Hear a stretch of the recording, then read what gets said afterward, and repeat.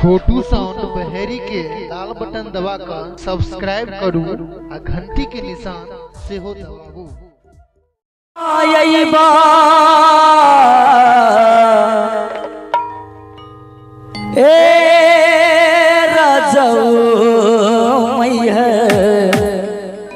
जयबा कि ना जयबा एगो मेहरी अपन मेहर से कहत रही कि माई के नवरात आइल बा, 4 दिन के मेला बा, अरे वह बाहर से आई आ माई के धामे चलल जाई। तो मेहरी देखी कैसे अपना मेहर के कहत रही।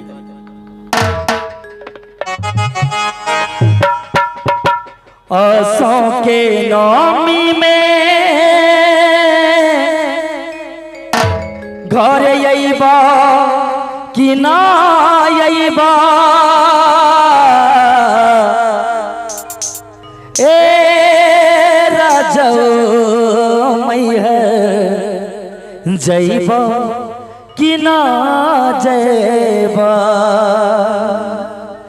ए राजौ मैहर जइबा कि ना जइबा।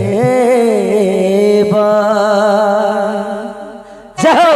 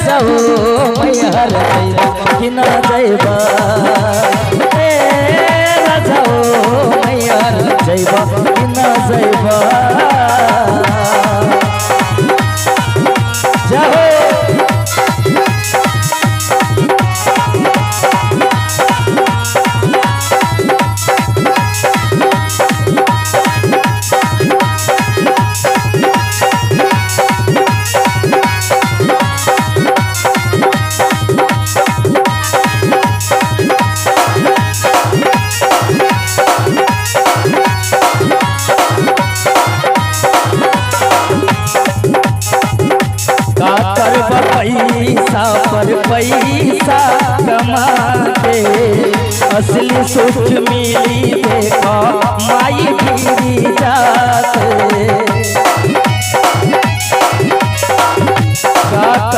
पैसा पर पैसा कमा के असली सुख मिली देखा माई भी जाते।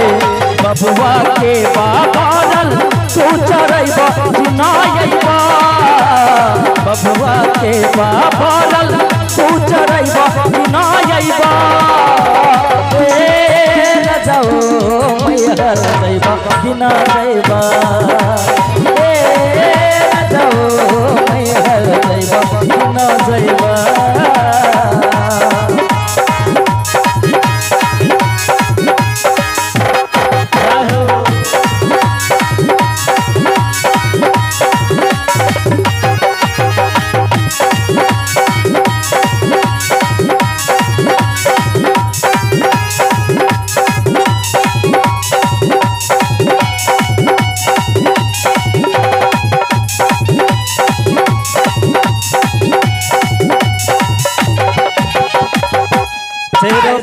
मैया के महिमा महान हो, श्रीमतिया के से गावे गुण गुणगान हो।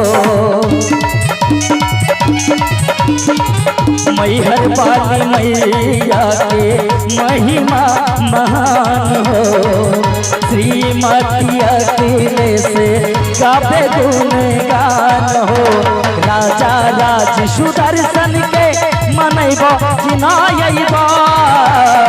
राजा राज सुदर्शन के मनैबो कि ना अइबो।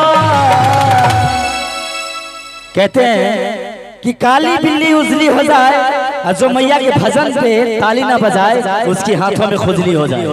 तो सभी आदमी ऐसा न कीजिए कि हाथों में खुजली हो जाए। दोनों आदमी दोनों हाथ उठा करके सभी भाई और जोरदार तालियां बजाते हुए बबुआ के बाबा रल तो चढ़ैबो कि ना अइबो।